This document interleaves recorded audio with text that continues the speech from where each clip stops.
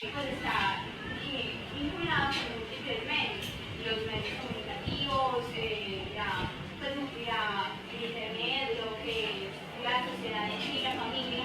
Entonces, ¿cómo estaría la escuela en su papel actual? ¿Cómo podría vincular tanto los saberes que el niño recopila en ese entorno con los saberes que él tiene en la escuela, para que él diga, pues bueno, sabes que se dan otros saberes externos, pero en la escuela le estarían dando otros, y el niño tendría como un conocimiento multifacético de ambas partes? Entonces, ¿cómo se articularían esos conocimientos en la escuela?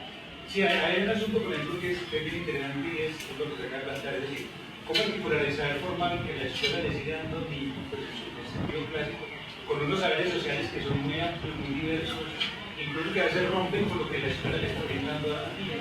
Por ejemplo, para entrar, para formar parte de las redes sociales, por ejemplo, para establecer, por ejemplo, algunos comentarios en Facebook, o en Twitter, o en algunos de los blogs, por ejemplo, que figuran en las redes. Los muchachos muchas veces tienen que inventar como incluso una nueva grafía, una nueva forma de escritura.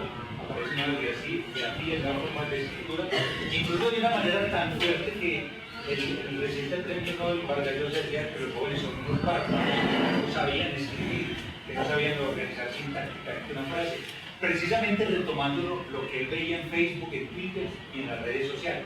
Pero lo que hay que decir es que más bien los jóvenes están creando un nuevo lenguaje en las redes sociales.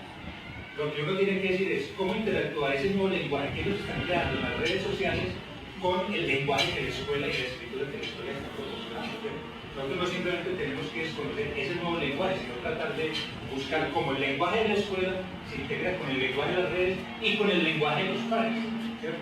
Porque es que también hay un lenguaje de interacción con los pares, ¿cierto? Por ejemplo, cuando el joven entra en las redes, digamos, de relación con sus pares, y se van configurando también los lenguajes. Por ejemplo, aparece todo esto que se llama el parlache, ¿cierto? Cuando el joven empieza a hablar ya no de amigos, sino de parce, hay un nuevo lenguaje, una nueva relación que se establece aquí. Entonces, ¿cómo interactúa la escuela? Que tiene unas relaciones muy formales, que son a veces muy acartonadas, con ese lenguaje más suelto, más libre, más flexible, por ejemplo, que está circulando en la calle, que está circulando en la sociedad. Yo diría no es negar eso, no es rechazar eso, sino tratar, como vos decís, de integrar el lenguaje formal de la escuela con los lenguajes de la calle y con los saberes sociales. Sí. Cuando se habla del pluralismo, el profesor había dicho que los jóvenes habían intentado cambiar esa individualidad, pues que las ciudades habían puesto una discusión de la relación sexual. Sí, en estos 10 años que han transcurrido no se ha podido, los jóvenes encontrarse en otro mismo, porque sigue con esa tendencia. No, lo que pasa es que de todas formas las tribus, o sea, el joven de alguna manera tiene un asunto de soledad que es muy complejo, y es decir, ya la familia no es el refugio que tenía antes. Ya la autoridad familiar, digamos, no es ese lugar donde él puede encontrar fácilmente como una instancia que lo oriente y lo guíe. Entonces la única posibilidad es la relación horizontal con el par. Pero en el par, lo que se construye es ese pequeño microgrupo, que es un grupo más afectivo, más comunicativo, que un grupo donde yo pueda encontrar, por ejemplo, una fuente de decisores, una fuente de responsabilidad, una fuente de autoridad, como decimos ahora. Es más un grupo afectivo, de acompañamiento, de convivencia, de encuentro, de estar juntos, de poder estar juntos, es lo que nos identificamos. Entonces, estemos juntos en nuestras propias angustias, en nuestra propia soledad. Tratemos de construir desde allí algo nuevo, ¿cierto? Entonces, el joven tiende a configurar entonces los espacios, por ejemplo, de la tribu. O sea, en la tribu se vive en la heteronomía. Porque si yo soy un skate, entonces tengo que estar en la lógica del skate, ¿cierto?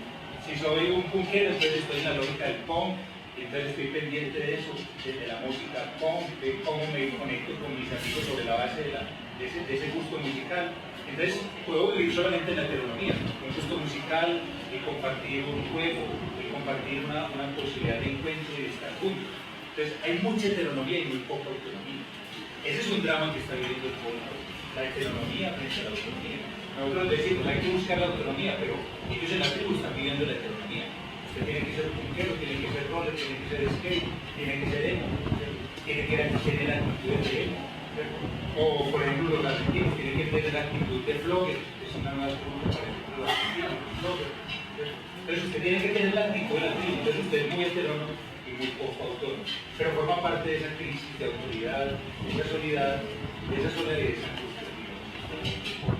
Pues bueno, que tenía pues, o sea, especialmente sabiendo que como ha traído tantas consecuencias ser más liberal ahora con lo de las relaciones sexuales como anteriormente, sabemos que eso nos ha traído muchos, no digamos beneficios, nos ha traído, pues no nos ha traído muchos beneficios.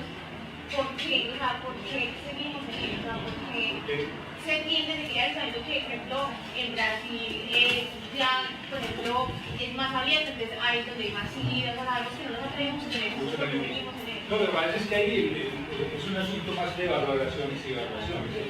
Alguien podría decir, no, esas liberaciones sexuales no propiciaron nada nuevo para los jóvenes, ni nada bueno. Por ejemplo, en el caso colombiano, hacer estadísticas fuertes de embarazo adolescente, cosas de ese orden. Pero lo que hay que reconocer es que hay cambios de actitud, hay cambios generacionales, hay cambios de perspectiva. Ya no quiere decir que haya otros jóvenes que no valoren, por ejemplo, esas visiones tradicionales de la familia, pues, e incluso hoy día hay otros sectores de jóvenes, por ejemplo en los Estados Unidos hay movimientos pro de la fertilidad, de volver digamos, sin tener contacto sexual a las relaciones matrimoniales, de volver a la familia tradicional. Pero hay también contramovimientos de los jóvenes. Por ejemplo, recientemente ha sido una tendencia muy fuerte en los Estados Unidos recuperar de nuevo la castidad incluso de los jóvenes. Es decir, que los jóvenes, las jovencitas y los jóvenes, digamos, sin haber tenido relaciones prematrimoniales al matrimonio, ¿cierto? Cuando antes los jóvenes defendían todo lo contrario, por los movimientos juveniles. Esto no quiere decir que todos los jóvenes hayan asumido eso. Sí, porque de todas maneras muchos jóvenes siguieron bajo el control de sus familias y muchas familias siguieron, digamos, interfiriendo con la posibilidad de que esos jóvenes liberaran, digamos, su sexualidad. Sí, a ver, miren, ese sentido de la pregunta. ¿Qué tan prudente es clasificar hoy en día de tribus a esas tendencias que no están haciendo ni siquiera movimientos debido a que están como en constante cambio? Entonces, como, ¿qué tan vigentes es tribu? No, digamos, la idea es esta. Lo que pasa es que una tribu no se caracteriza por ser muy estable necesariamente. Es decir, ella puede ser mutante, cambiante, podrían aparecer nuevas tribus, un mismo sujeto puede pertenecer a varias tribus. ¿Sí? Es decir, entonces la característica de la tribu no es la estabilidad, la característica es el querer vivir en grupo. Por ejemplo, vos querés agrupar y estar con otros en función de gustos, identidades, perspectivas, modas, ¿cierto? Estéticas, cosas de ese orden que son las que configuran una tribu que es mutante, que incluso podría desaparecer mañana, pero reaparece con otra configuración. ¿Cierto? Entonces, esa es la característica, por ejemplo, de los privados.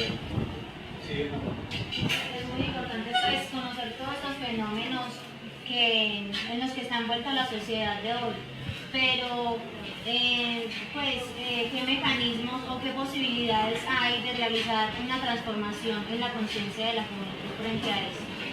No, la posibilidad de transformación de la conciencia depende de que nosotros podamos tener incluso nuevas perspectivas sociales frente al joven.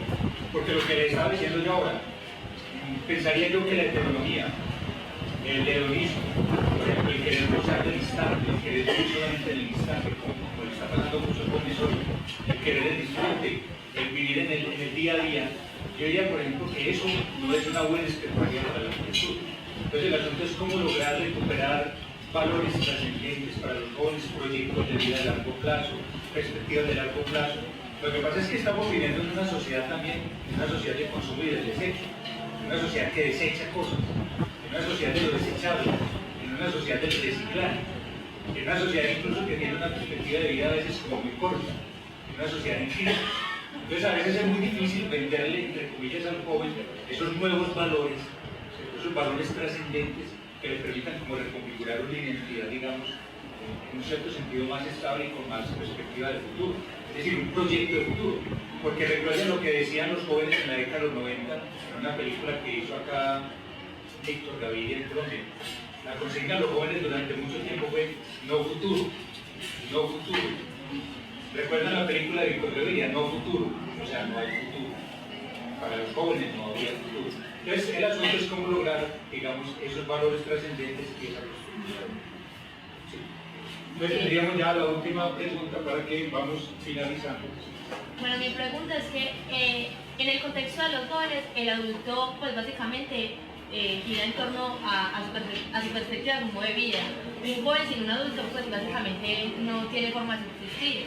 o por lo menos de hacerlo de una manera digna. Entonces, ¿de qué manera el adulto puede entrar a ser parte en ese contexto del joven para permitirle transformar, por ejemplo, la realidad como lo que hablaba Consuelo? Exactamente. Pero, o sea, el adulto siempre y cuando entiende su rol de adulto y su rol de una autoridad formativa. Yo diría, cuando el adulto entiende su papel y su rol de autoridad formativa.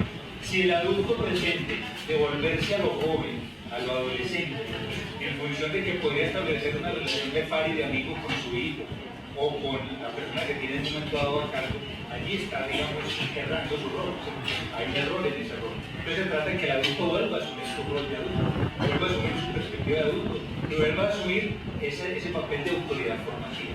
Allí podría ser de nuevo, digamos, un guía para el joven. Pero si él trata de retroceder, de volver, de juvenilizarse, como decíamos ahora, de evitar el paso de los años, porque antes se decía, hombre, es que el anciano, el viejo tiene una sabiduría, la sabiduría de la experiencia, pero ahora el adulto no quiere saber de la sabiduría de la experiencia, quiere ser joven, no quiere envejecer, no quiere ser ese adulto mayor, quiere negarse a eso. Entonces es allí donde diríamos que el adulto tiene que recuperar su autoridad formativa. Bueno, niñas, esto ha sido todo por hoy, entonces, muy bien, terminamos.